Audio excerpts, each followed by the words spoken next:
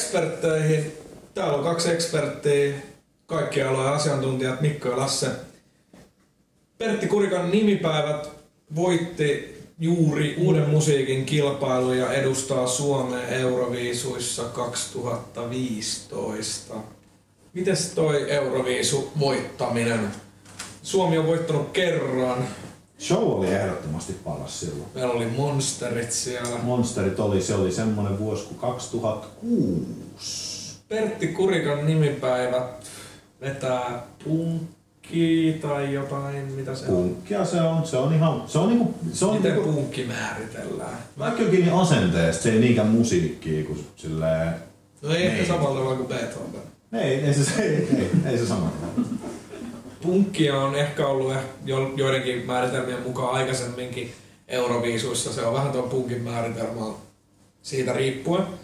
Ja toinen on sitä, että on lyhyt biisi. Niin, erittäin lyhyt biisi. Mutta siinä on muutakin poikkeuksellista, mitä aikaisemmin ei olla nähty Euroviisuissa. Tosiaan joo.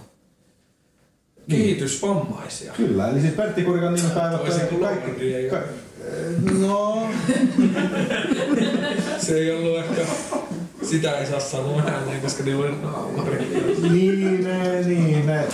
Ne vammat on hankittu syntymän jälkeen.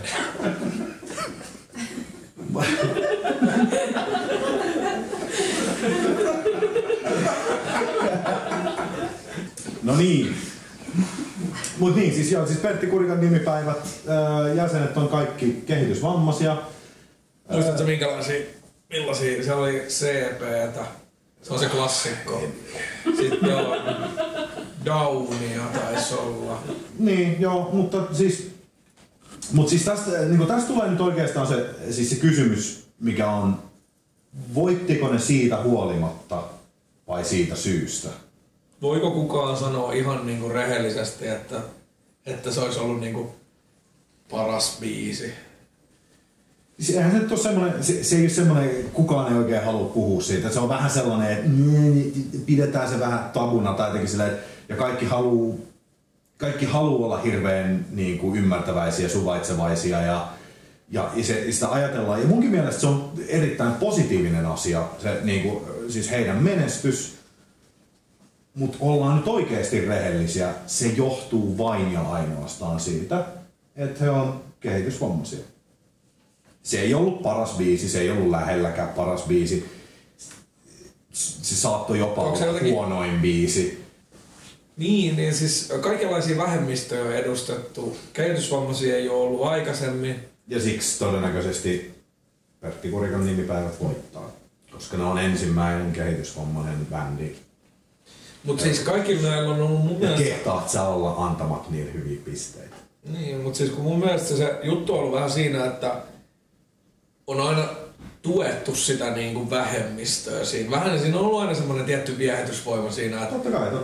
Hei, no, laitetaan vähän nyt oikeasti, annetaan niiden nyt voittaa. Niin. Annettu tavallaan sillä säälistä ehkä. En mä tiedä, onko se säälistä, mutta on haluttu tukea sitä tavallaan. Haluttu tukea sitä tasa-arvoa ja sitä niin kuin monimuotoisuutta ja sitä. Niin onko se sitten tavallaan väärin, että me lähetetään kehitysvammainen bändi edustaa meitä, koska ne on voittanut just sillä, että ne on erilaisia. Eikö se ole just se, mitä ne haluaa kaikista eniten, on olla se, että ne on samanarvoisia. Jos me äänestetään niitä sen takia, että ne on erilaisia. Eiköhän ne eivät ole ainakin ihan tyytyväisiä, että ne pääsee sinne vetämään. Musta tuntuu, että ne haluaa esiintyä, ne haluaa tehdä sitä musaa. Ja en mä usko, että siinä on niinku tavallaan siitä kyse. Eikä mä millään tavalla jotenkin, mun mielestä siinä ei ole mitään sellaista hyväksikäytön tyyppistä juttua. Se on enemmänkin sellainen, että miksi me äänestettiin niitä? Miksi me suomalaisina, minkä takia me äänestettiin ne UMK-voittoa? Ne oli vammaisia ja me halutaan voittaa Euroviisut. Niin. Onko se niin kyyninen juttu, että me ollaan opittu viimeinkin se, että Euroviisuissa ei ole kyse musiikista enää. Onko se joskus ollut? On se joskus ollut. Joskus se on ollut tapa esittää sun maan musiikkia ja yrittää tuoda sitä julkisuuteen ja edelleen. Mutta nykyään siinä enää se on vaan spektaakkeli. Se on kuka tuo erikoisimman shown, kuka näyttää jotain, mitä kukaan ei ole nähnyt vielä aikaisemmin ja niin edelleen, ja sitten sillä voittaa. Ollaanko me niin kyynisiä, että me ollaan äänestetty kehitysvammainen punk-bändi sinne sen takia, että se on jotain, mitä ei koskaan nähty vielä, ja me koetaan, että hei, täällä me voitetaan. Totta kai. Mutta ollaanko me, ei, vai onko se, että me halutaan äänestää heitä, koska me halutaan siis me ollaan alettu vihdoinkin pelaa sitä peliä, mitä Euroviisuissa pelataan, eli laitetaan kehitysvammainen punk-bändi. Vai onko se, että me halutaan näyttää, kuinka suvaitsevaisia me ollaan? No totta kai se on ekstraa siitä. Me kaikki tulee hyvä fiilis siitä, että sillä teet. No okei, sit on tietysti se, että koska jos ollaan täysin objektiivisia ja analyyttisiä, niin eihän se musiikillisesti voi olla, ei vaan voi olla samalla tasolla kuin siellä on oikeasti ammattimuusikoita, koulutettuja mutta pitäisikö se olla? Niin se kysymys onkin se, että pitäisikö olla samalla lähtöviivalla? Pitäisikö me niinku koko ajan ajatella silleen, niin. Niin. Koska se juttu on siinä, että aina puhutaan, että kehitysvammaisten pitäisi olla tavallaan silleen, että meidän pitäisi kohdella sama, mutta kun kaikki ei ole saman lähtöviivalla muutenkaan. Me ollaan aika hyvissä lähtöviivoissa, koska me ollaan valkoisia miehiä. Meillä on silleen kaikki boksit tsekattu. Silleen, me ollaan terveitä ja me ollaan valkoisia miehiä, komeita ja rikkaita ja vaikutusvaltaisia. Mut siis me on kaikki boksit tsekattu ja se on silleen tavallaan kauhea, että me edes puhutaan kenestäkään mitään. Mistään mitään. Me pitäis olla vaan hiljaa vaan ja olla silleen, otan vastaan kaiken, minkä olen saanut, kiitos. Niin. Mikä se on? Paraolympialaiset? Niin, paralympialaiset. Se on oikea termi. Paralympialaiset, sit jää se Paralympialaiset, joo. Ekspertti kertoo. Ei mun... Niin, koska ei... Siis ei kaikki oo samalla tavalla. Niin, sitten on eri lähtöviivat. Toiset se on kelaajat, vetää siihen... Ei, mutta se on oikeesti se on. Mä en vähättele sitä ollenkaan, mutta se on eri kisa. Usain Bolt ei oo siellä kelaajien kanssa juoksee siinä vieressä. Ne on eri, ne lähtee, se on ihan eri. Niin, eikä edes niiden Blade-jätkien kanssa. Niin, ja sekin on just se, että ne oikein puuttuu jalat on katki, laitetaan Bladeit jalkaan, vetää siellä kuin gepardit pitkin sitä hommaa, ja sit ne on suuria sankareita, kunnes ne murhaa niiden tyttöristä. Pieni miinus. Josta voi pienen miinuksen sille. Se on siinä. Sympatiat siitä, että sulle ei ole jalkoja, mut... Niin.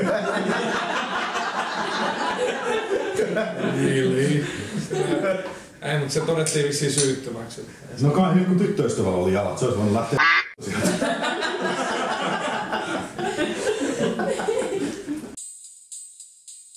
Tietysti Euroviisuissa on se hienous, että se ei riitä, että sä oot friikki. Ja mä en sano, että suoranaisesti kehitysvammaisuus olisi, että sä oot friikki, se kuulostaa tosi rumalta, mutta tavallaan sillä, että rakas nainen on niin, mutta jos sä mietit silleen... Se on se freak show määritelmä. Niin, sä mietit sitä P.T. Barnum-kamaa ja sä mietit sitä silleen, niinku, sitä vanhan ajan freak show-kamaa. Mitä siinä oli? Siellä oli parrakas nainen, siellä oli kehitysvammaisia ihmisiä, siellä oli ihmisiä, joilla oli epätavallisia vammoja. Seuraavaksi meillä on Sikiö lasipurkissa vetää Euroviisubiisiä. Onko se nainen? Zing! Niitä lasipurkkeja siinä. Zing, zing. Ja sitten meillä on koira kuono, tiedät sille.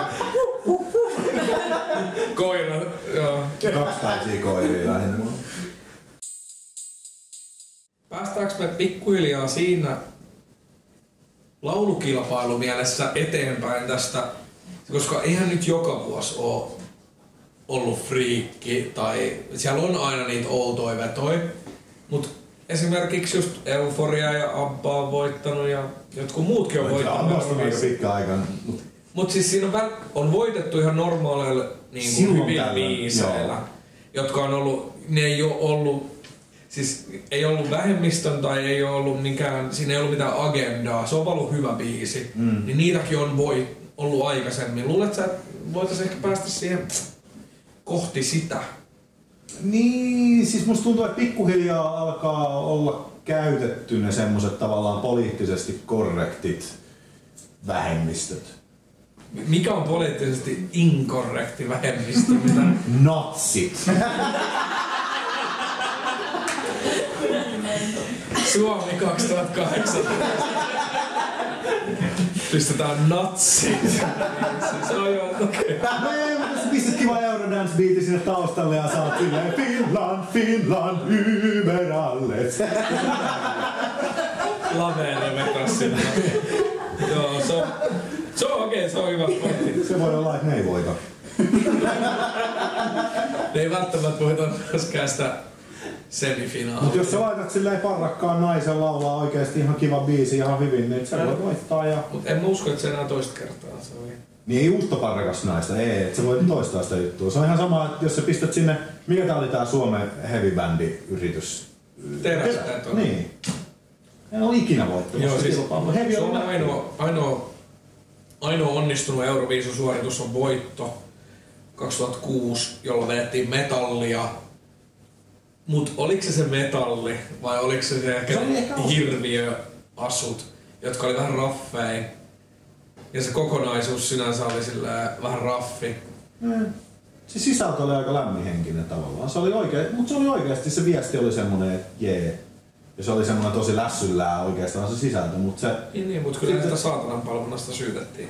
No totta kai, kun niillä on vähän hirviönaamarit, niin jengi alkaa pelottaa. Niin. Punaiset nousee siivet. Just hyvä meininki. Suomi on ottanut nyt, musta tuntuu semmosen hyvän askeleen eteenpäin. Ollaan laitettu vammainen punk-bändi Euroviisuihin. Meillä on Alexander Stubb pääministeri.